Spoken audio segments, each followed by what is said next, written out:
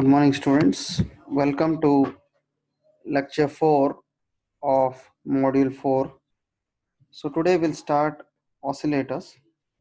Now, the definition of oscillators are the circuits which generates periodic signals of constant frequency and amplitude without the application of any external input signal.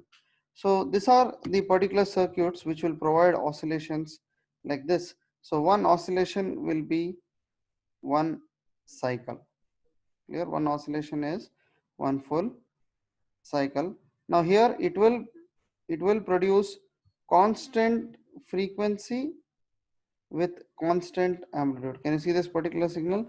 It is of the same frequency and same amplitude. Clear? And this will occur without any external input signal that is going to be given. So once you give the DC power supplies, the circuit will function and it will provide oscillations like this. So the different kinds of oscillations we can produce is a sinusoidal wave. So in sinusoidal you will have both, that is sine and cosine, and the other types are square, rectangular and triangular waveforms which will look like this. So these are the different kinds of oscillations what you are seeing, and we can tell it the particular oscillation is of low frequency, where you can see if we take this particular time interval t, I have only one cycle of oscillation, whereas within the same time interval of t I have three cycles of signal. So this is of higher frequency, this particular oscillation is of higher frequency when compared to this. So these are low frequency and these are higher frequency oscillations. Now when we speak with respect to the classification of oscillators, oscillators are classified on the basis of the operating principle. So the first one is feedback oscillators, and the other type are the non-feedback oscillators, which are nothing but the UJT relaxation oscillators, that is unipolar junction transistor relaxation oscillators, based on the type of the waveform. So if the type of the waveform that it is produced out of the oscillator, if it is sinusoidal, which produces sine waveform, so this is also called as harmonic oscillators. For non-sinusoidal, or also called as relaxation oscillators, which produce the non-sinusoidal signals like square wave, sawtooth wave, triangular wave kind of oscillations, shape of oscillations. And depending on the uh, components used in the oscillators, you have RC oscillators, that is resistance and capacitance oscillators, LC, that is inductance and capacitance oscillators, and crystal oscillators, negative resistance oscillators, that is your tunnel diode is used in this particular kind of oscillators. So here we are using cluster, cluster to is the component that is used in this oscillator. R and C components are used in this particular oscillator, and LLC is the components used in the particular oscillators. For your syllabus, you have the RC oscillators. Clear? And the next type of classification is based on the frequency, on the frequencies that is produced by the oscillators. So the first one, depending on the audio frequency oscillators, this oscillators produce the audio frequency range signals.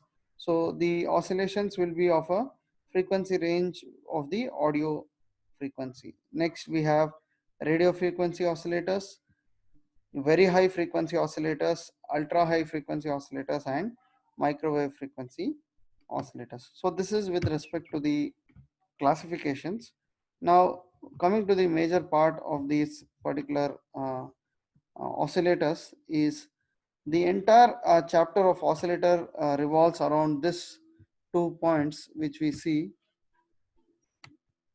So if we see this particular 2 points, we have the first point, the first point, the closed loop gain, the closed loop gain, which is given by A into beta, A standing the gain of the amplifier and beta is your feedback factor.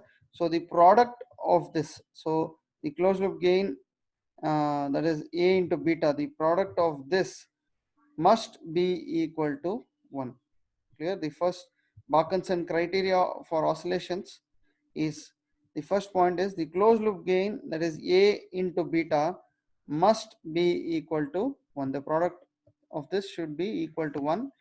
The second point, the total phase shift around the loop must be equal to either 0 degree or 360 degree. That is, the entire phase shift of that particular circuit should be either equal to be 0 degree or 360 degree to satisfy the Parkinson criteria. So these 2 points, please remember when we are doing the derivations or the furthermore topics, we will be repeating this two particular things. So the first one is A beta, product A beta should be equal to 1. The total phase shift of that particular circuit should be either 0 degree or 360 degree. So the above two conditions must satisfy to get a sustained oscillation. We'll see later what is the meaning of sustained oscillations. Now, the other points to remember is all oscillators will consist of an amplifier consisting an active device and a frequency selective feedback network. It will also have a feedback network to determine the frequency of oscillation. Clear? So we will, any particular oscillator will have an amplifier and also a feedback network.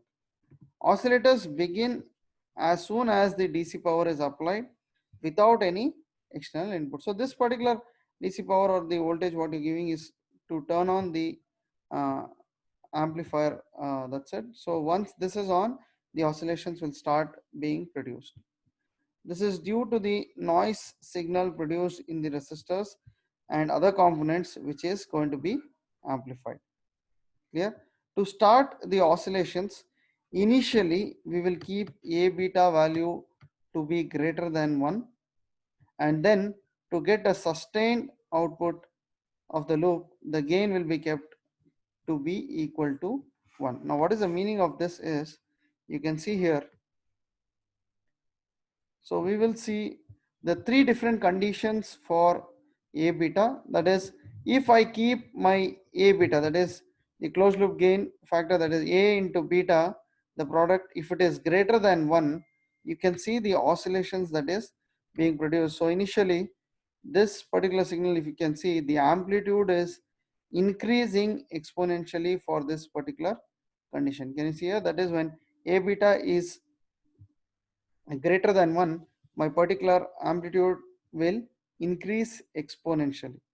But similarly, if you see A beta lesser than 1, the oscillations will start decreasing exponentially.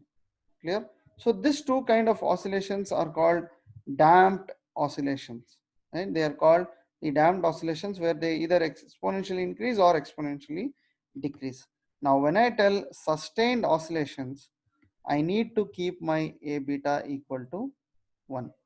Now this is one of the Parkinson criteria, right, where A into beta should be equal to 1. So if you keep it at this particular condition, we will get something called as sustained oscillation. That is an oscillation of constant amplitude and constant frequency. Clear? So this is the end of today's class. In the next class, we will see RC phase shift oscillator. Thank you. So the first application, that is the RC phase shift oscillator. Now we can see that the RC phase shift oscillators are used to produce the audio frequency applications. So audio frequency range is somewhere between 20 hertz to 20 kilohertz. Now kilo stands for 10 to the power plus 3. RC phase shift oscillators produce a sine wave output, and we clearly told that in an oscillator we will have an amplifier and a feedback circuit. So here in the RC phase shift oscillator, it consists of an inverting amplifier which produces a 180-degree phase shift. We know that inverting amplifier will produce 180-degree phase shift, and we will use a feedback circuit which will have three RC sections, that is resistor and capacitor sections. Each will produce a phase shift of 60 degree. So if each RC section is producing 60 degree, so 3 into 60, that is 180. And already, so because of the feedback circuit, I have a phase shift of 180. And because of the inverting amplifier, I have a phase shift of 180. So 180 plus 180, I will have a total of 360 degree. Now we know that the Parkinson criteria, the entire phase shift of the circuit should be either 0 degree or 360 degrees. So that is being satisfied here. So let us see this particular circuit. So here, once you are applying this DC supplies, that is plus VCC and minus VE, we can see we are not using any other input here. So without any, so what is an oscillator? It produces constant oscillations of constant amplitude and frequency without any application of the external input. So here I have a inverting amplifier. You can see here I have an inverting amplifier starting from this point to this point. We have an inverting amplifier which will produce 180-degree phase shift, and I have three RC sections. Each of them will produce 60 degree. So 60 plus 60 plus 60, 180, and 180-degree phase shift produced by this. So that will be 360 degree. Clear? So in this feedback circuit, the input of the feedback circuit is V out and the output is VF. Clear? So this is our feedback circuit. The input to the feedback circuit is V out and the output of the feedback circuit is VF. Right? Now we can clearly see that each RC section can produce a phase shift of 90-degree maximum, and the number of RC stages helps improve the frequency stability. That is, my frequency of the oscillations will remain stable depending on the number of RC stages.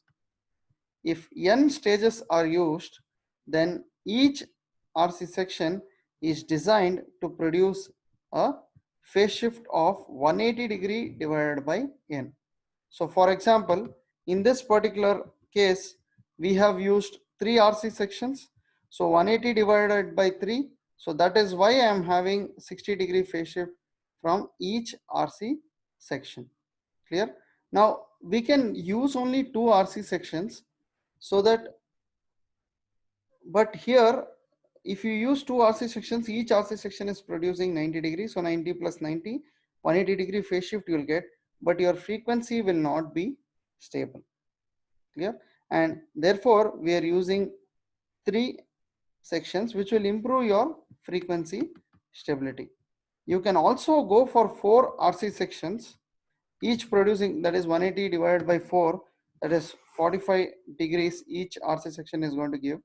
But what happens is your frequency stability will be better, but the complexity of the circuit will increase and even the cost will increase. That is why we are going for three RC sections. Now if we go further, now frequency of oscillation of this particular oscillator is given by f naught, which is equal to 1 by 2 pi r into c root 2n. Now n stands for the number of RC sections. So for this particular circuit, we know that n value is 3 because we are using 3 RC sections.